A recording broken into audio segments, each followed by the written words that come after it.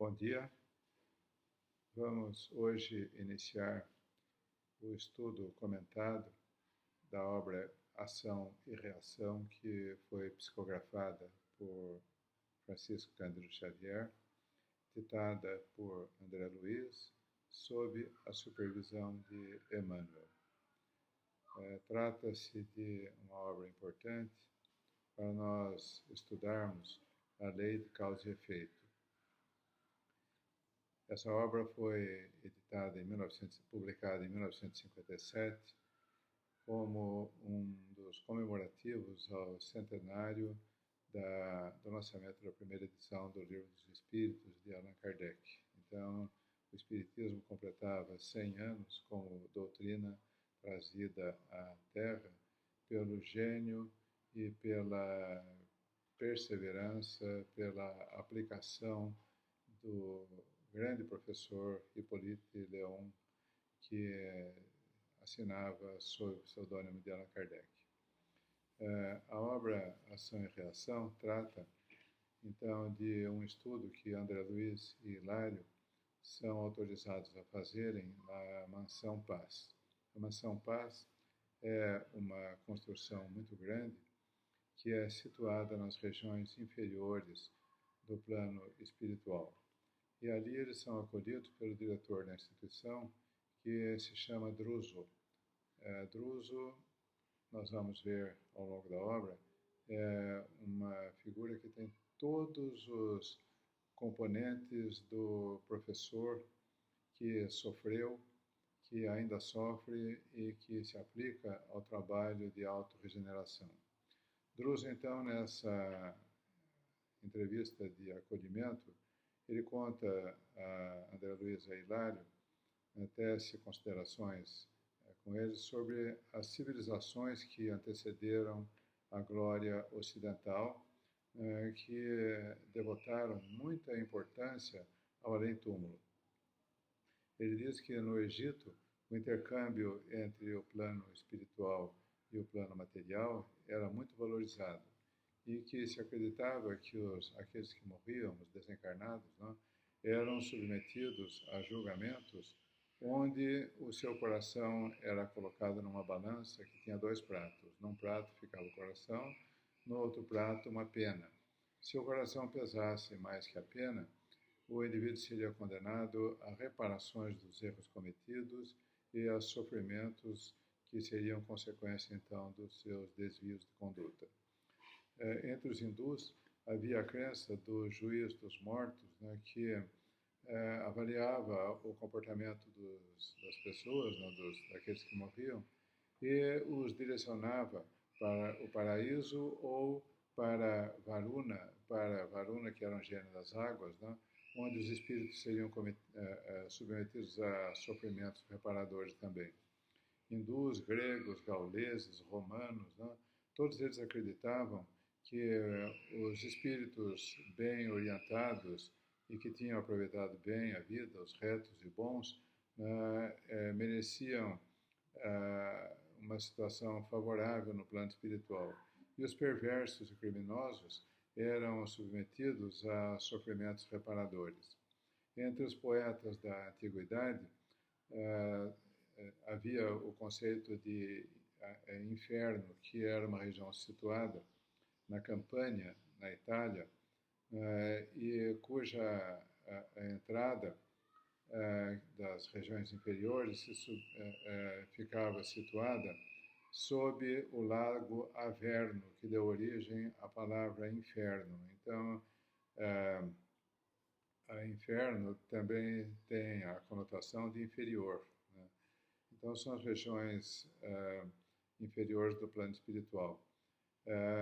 Essa expressão é muito usada, né, e aqui no nosso meio,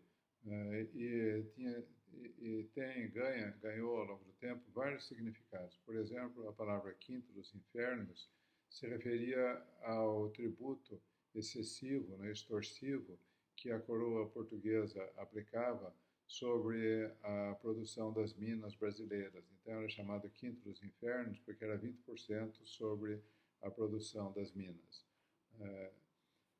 André Luiz e Hilário, então, visitavam a Mansão Paz nas regiões inferiores que eram cercadas de sombra espessa. Ela havia sido fundada há 300 anos antes, sob a jurisdição do Nosso Lar, e tinha a missão de receber espíritos que, infelizes ou enfermos, mas decididos a trabalhar pela própria regeneração. Professores, enfermeiros, sacerdotes e outros trabalhando no processo educativo de preparação para as reencarnações que se seguiriam, né, para aqueles espíritos que já houvessem assumido compromisso com a própria regeneração. Druso diz que a Terra é uma valiosa arena de serviço espiritual. Então, Emmanuel, em várias passagens, fala que a Terra pode ser uma escola, pode ser um hospital, pode ser uma oficina, pode ser até uma cadeia, mas jamais será uma estação de repouso. Então, nesse conceito de aproveitar bem a vida, né, aproveitar a existência aqui na Terra, nós devemos sempre pensar que o trabalho, o estudo, a prática do bem é a melhor forma de aproveitar a vida, né, que é uma oportunidade de progresso e de reparação daquilo que nós não soubemos aproveitar no passado.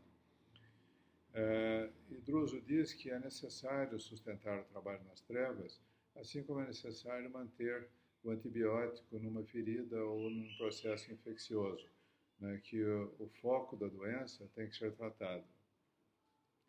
Lá fora, André Luiz descreve, né, fora do casario onde eles estavam conversando, uma tempestade magnética com ventania carregando lama e do turbilhão terrível, André Luiz descreve, que rostos humanos em esgares de horror vociferavam maldições e gemidos. Né? E Hilário pergunta para Druso, por que não acolhê-los, né? Aqueles espíritos que eram arrastados nesse turbilhão de sofrimento e de pavor. E Druso responde que eles ainda não estavam em condições de serem recebidos, porque se acolhidos sem a preparação devida, eles arrasariam a instituição. Eles traziam, esses espíritos ainda, o íntimo turbilhonado e tenebroso por pensamentos desgovernados e cruéis. Mas, diz Druso, isso passa como a tempestade também passa, né? Embora demore por vezes muitos anos. E André pergunta, após esse período de dor, o que virá? E Druso responde, cada um buscará reparar as faltas cometidas. Hilário, então, acrescenta, mas se as almas encarnadas pudessem morrer por alguns dias, né, e ver isso que nós estamos vendo aqui, né, e aí a gente se lembra da parábola do rico, né, e do pobre, em que ele pede ao pai Abraão, o rico pede ao pai Abraão, que o autorize a ir à terra para avisar seus irmãos. E o pai Abraão responde que eles têm Moisés e os profetas, que os sigam. Então, na verdade, nenhum de nós pode alegar ignorância das verdades e das consequências, porque todos nós sabemos que há ensinamentos, há orientações mais do que suficientes para que nós pautemos a nossa vida de maneira correta e proveitosa para o nosso espírito. E Druso acrescenta que essas incursões no plano espiritual inferior poderiam trazer graves consequências para espíritos menos preparados e que as restrições que o corpo impõe são suficientes para se centralizar as forças mentais na reparação e na prática daquilo que nós viemos aqui fazer. Druso, então, conta que 50 anos atrás ele tinha sido carregado, tinha dado entrada carregado na Mansão Paz como doente grave. Ele foi resgatado dos planos inferiores e dá entrada como doente grave. E que ali, ao longo desse tempo, ele foi padioleiro, foi enfermeiro, ele foi auxiliar de limpeza, ele foi magnetizador, né, ele foi professor e, finalmente, ele, depois de muitos anos de trabalho, foi convidado pela espiritualidade superior a assumir a direção dessa casa.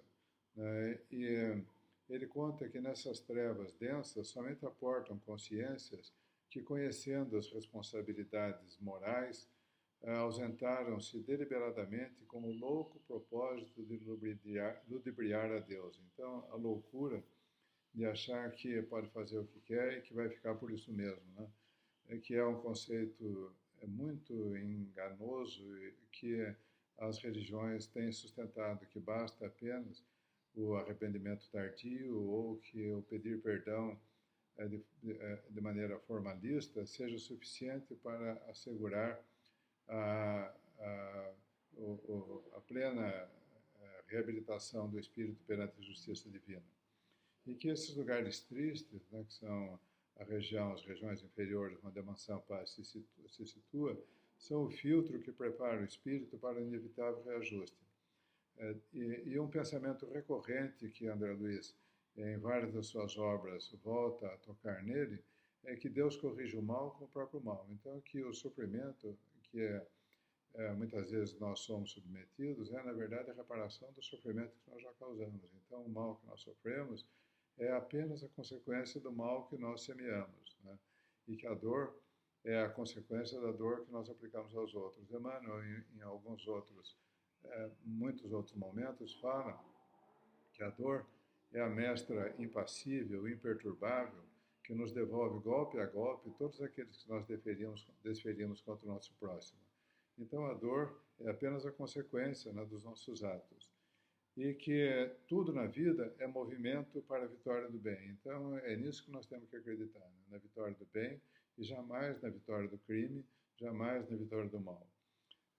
Aí, nesse momento, uma campainha soa e Druso diz que é o horário em que 2 vezes por semana ele mantinha uma conversação com aqueles pacientes que já estavam mais lúcidos e que podiam, então, se beneficiar com a orientação que seria dada. Esse é o resumo do primeiro capítulo e eu espero que vocês o leiam e na próxima semana daremos sequência com o comentário do segundo capítulo. Obrigado.